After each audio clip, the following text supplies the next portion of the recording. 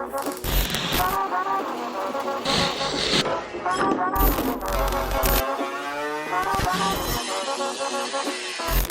going on, guys? Welcome back to another video. I'm back in Ohio after being in California for the past 3.5 weeks helping out with Forsberg and their guys, getting the pro car ready and doing some fun stuff with the King of Hammers, and just had a good time working on stuff and building race cars. But haven't posted in a long time, so it's gonna be a first vlog video and video of working on the Mustang for the 2024 Pro-Am season. So if you follow me on social media, you would have seen that I registered for Pro-Am at Lake Erie. So we're doing all 4 rounds of Pro-Am at Lake Erie, and then also gonna be traveling around the country doing some other events and just maybe some more comps throughout the season. During the past 3.5 weeks while I've been in California, Thomas and Brandon and Chris have all been slowly picking away at little things in the car. As you can see behind me, we have the car completely stripped down to a bare chassis, motors out, everything is out. It's literally just a car in a cage right now and some hardware. But pretty much we removed, I would say probably about 90% of the seam sealer. I wanted to put it on a rotisserie this year, but it just didn't end up happening. Just things lined up at weird times, so it just would have been you can still wire wheel everything, but just because I don't feel like going through the hassle of laying on the ground holding a wire wheel, we're just gonna leave the underside fairly untouched for right now, get some seals in the back and weld them and whatnot. But next year maybe throw it on a rotisserie and do a little bit more work to it. But we're still doing a good bit. The guys have been cranking away at welding the chassis together, and it's looking real good. We got a little bit more to do. We got the engine bay to do and the wheel wells in the front. And then last night when I got home, me and Brandon were working on cleaning up all the seam sealer and just factory that liner basically, or the undercoat I should say, getting that all out because we're gonna paint the wheel wells white and we're gonna put some work lights in there this winter. Also got some motor parts coming in. We're gonna be throwing some cams in it, some headers, rebuilding the heads. We got a lightweight flywheel, new clutch. We got to get a new trans still, haven't got that, but it's coming together. We got about, I want to say 8 to 9 weeks till we're trying to be, driving, ideally sooner. I still got to line up a dyno day. And then after that, we'll be going to some testing tunes, hopefully at Killcare, come April time. I would like to have, a solid 4 to 5 days of driving the car with all the new changes before the first comp. And I think we can make that happen, no problem. We got some new suspension parts to the rear also. This is a straight axle car, so we got the Scotty D anti-squat kit. It's not on yet. I'm waiting to get the axle sandblasted because we're gonna repaint that and put some new bushings in it. But the car's gonna look sick. We got some cool plans for the color, for the livery, so stay tuned. All the boys, Thomas and Chris just ran to the parts store right now, but they've all been working on their own shit. Where are you at? Thomas has been cranking away on his 46, slowly doing things piece by piece, but he's also been doing a lot of work on this. So huge shout out to Thomas for keeping up on this, because if they didn't do any of that, I'd have a lot more work to do right now. And then Chris has been working on turbo in his Miata. I think he's pretty much got everything done to the motor. He's got to do 2 more things, and then it's pretty much ready to go back in. He's got the car outside right now soaking in some degreaser because he's going to clean the engine bay and whatnot before it goes back in. We got some cool stuff going on, some cool projects, and it should be a lot of fun next year. We're all super stoked for the season coming up. But with that said, we're going to get into some work. I'm going to throw the camera on a time lapse and maybe time lapse some of it, do some little updates here and there.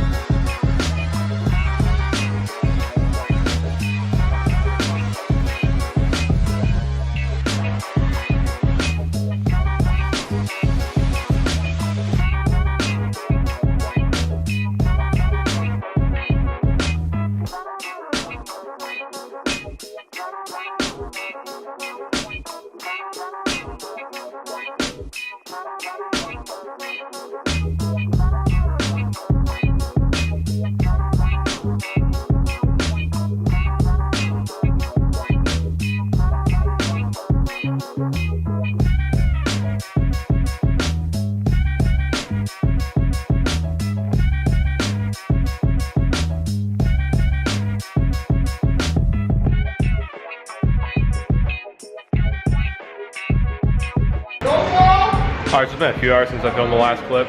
All the guys got here and we went ham on some grinding and got the wheel wells pretty much all cleaned up now. Brandon got the other side all cleaned up. Oh, probably should turn that light off.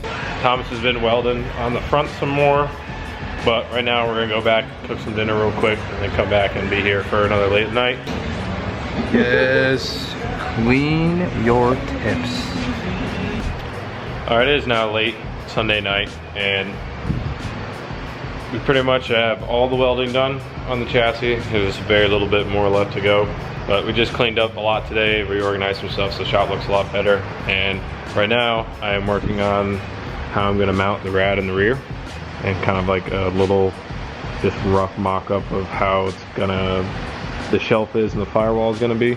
So basically rebuilding the shelf, because I took out the factory one, but I'm gonna make my own out of aluminum, and then the radiator will sit somewhere right here. We'll cut a hole in here in the middle, like saying window, and you get the rest pretty much.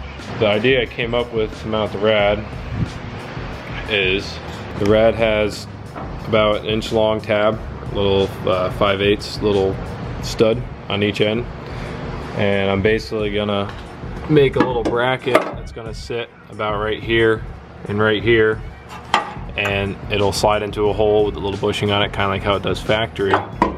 But I'm gonna take an 1.5-inch tube, weld this little cap on it, put a hole in it, and once I find the right angle of the radiator and get the angle on the tube right, so the hole is, you know, at a good angle so it can just slide right in. I'm trying to make the rear rad come in and out as simple as possible. I've worked on some cars where it's just like, I feel like it's more than it needs to be.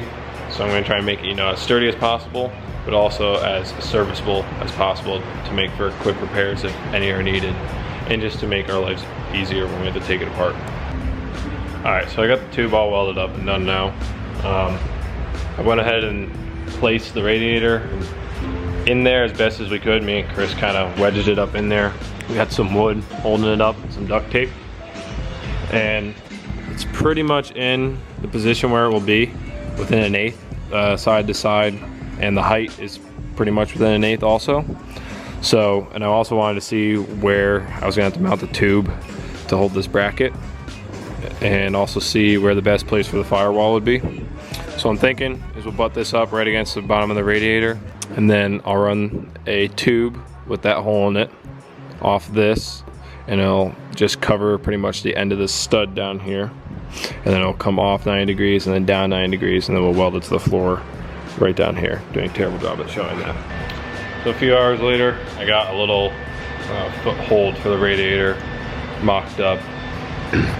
Second one always comes out better, so I'll probably go back to this one after I get a second post in, and then get some stays in holding onto these little tabs right here, and then I'll go back and readjust that one and make it perfect. But at least it holds it in place a lot better now for me, and I can make that one a little bit better. The next day. All right, so it's late Monday afternoon now, and me and Brandon have been here for a couple hours now working on the rear rad setup. So basically what we got going on is we got these little arms on each side that the factory radiator studs, or the radiator studs that came out of the radiator when I got it to go in the factory locations, goes into. And then we have these two little 1/2-inch rod stays that we made that go into a nutsert here and into a stud on the radiator, and it holds it. It's in position, but there is still got a little shimmy in it. So right now we're gonna work on basically a third support that's gonna go from this stud on the radiator.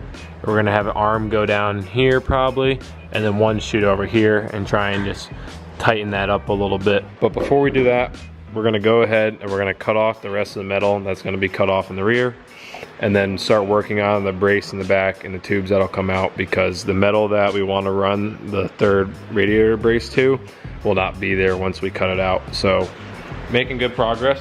We're not professional fabricators by any chance, so it's not like we're like zooming through this stuff, but we're making progress, and progress is still progress. So ain't that right? Yeah!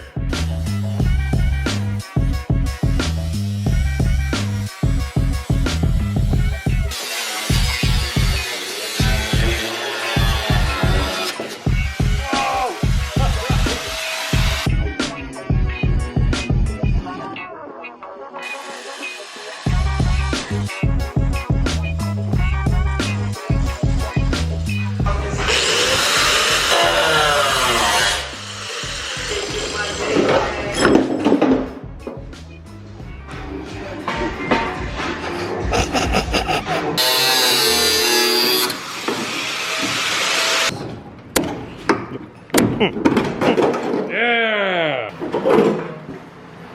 6 pounds, 9 ounces.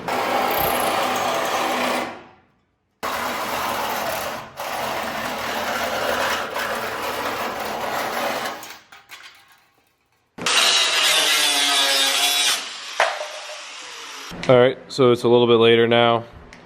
We have the rear end cleaned up a lot, and we made some plates to go in the rear that we're gonna weld. And we'll do that tomorrow probably. We've done a lot of thinking and just slowly planning it out how we're gonna go about this. And I think we have a pretty solid plan. Both of us have never done this before.